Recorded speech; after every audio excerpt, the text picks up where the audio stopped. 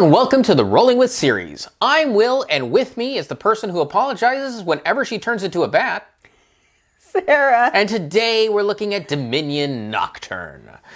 Sarah, tell us a bit about this game. All right.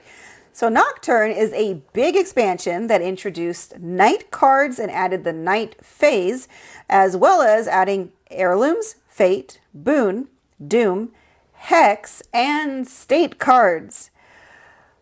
Oh boy. Let's start with the biggest, the night and night phase. So it added 12 cards that are specifically nighttime. And they're very easy to see because they're white text on black background. Yeah, they're black bordered, but it's really nice, high contrast, which is great. Yeah, in fact, a lot of them, when you get them, go straight to your hand the very same turn you're picking them up. So what this adds is, instead of ABC, where you have action, buy, cleanup, you now have a new phase in between buy and cleanup called the night phase. The night phase does not need any number of actions or anything. You can play all the night cards you want, as long as you have them in your hand during that phase and follow their instructions. Right. And the neat thing is a lot of the night cards are also durations. So if you play them during the night phase, they also then have an effect that occurs the next turn that you have. Yes. So it's a very big way to robustly affect the space, by adding a new phase into the game. Right. And a lot of the cards focus on what you've played, what you have in hand, and there's a lot of deck manipulation. So it really just adds more to the game and a very dynamic way that breaks outside of the mold of ABC of, okay, actions can only be played during actions, and treasures can only be played during the buy phase. And we've had hybrid cards before that have kind of bent the rules, but now you've got this completely new phase with new cards to occupy that space. Yes. Now let's talk about heirlooms. Yes. So each heirloom is tied to a specific card. So when you're randomizing it and you pick a card, at the bottom it'll say heirloom and then the name of what the heirloom is. If you get a card that says that, you find that heirloom, everybody gets a copy of that heirloom and puts it in their starting deck instead of a copper. So if you're using one heirloom, you would have... For example, the shepherdess says heirloom pasture. You take the pasture card, you take out a copper from your deck, put the pasture in, shuffle it up, and you're ready to start. Right. So most of them will have effects that trigger off a certain condition. So they're not just play and get actions or card drawing or stuff like that. A lot of them are still treasures. A lot of them are still treasures, so they're still played as money. Some of them are not, or there's hybrid ones. Yeah. But a lot of them revolve around conditions needing to be met to get an effect. Yeah. It basically changes how you think the game should always start, and now gives you a new twist of like, no, slow down.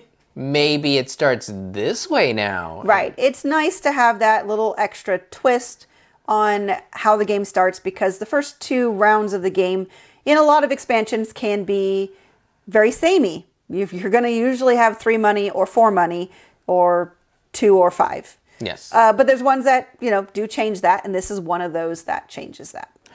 Then comes what I like to refer to as the pinata surprise cards. So there are fate cards and doom cards. And fate will give you boons, doom will give hexes. And it's really difficult to remember that, but don't worry, it links. It calls out for it. So you have stacks of boons and stacks of hexes that are shuffled and face down.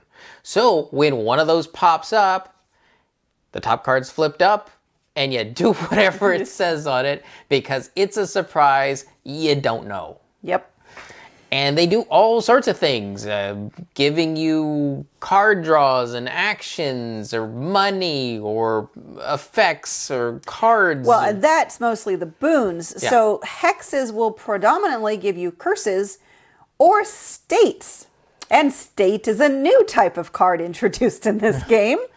States are temporary negative, mostly temporary negative effects that once you've triggered it once, it goes away.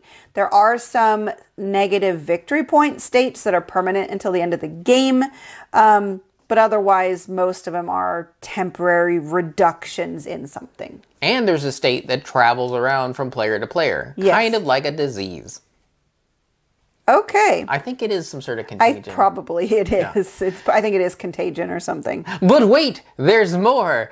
So there's also cards that call for more supply piles. Now we've seen non-supply piles. Non-supply piles. So we've seen this before.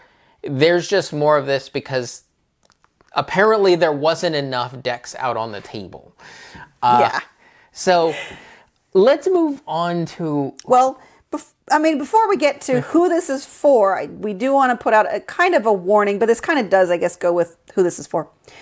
This is a very long and complicated setup, and it takes a lot of space. Other ones have had extra piles, but this really has extra piles. It not only has extra piles, but it has extra setup. Yes.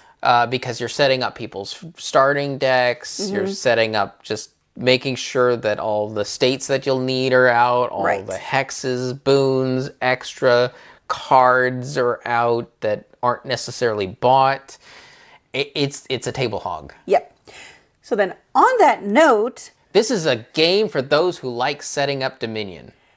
There is a lot of reward for this game, but you really have to be in the right mindset, have enough time and enough table space. This is definitely for very advanced Dominion players that want a long game that's complicated and you need a lot of table space.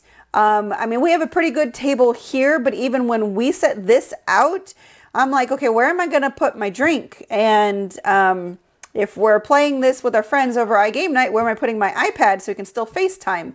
And so, yes, this can take up a lot of space, but it's definitely worth it. The night phase and the night cards are very engaging and very interesting.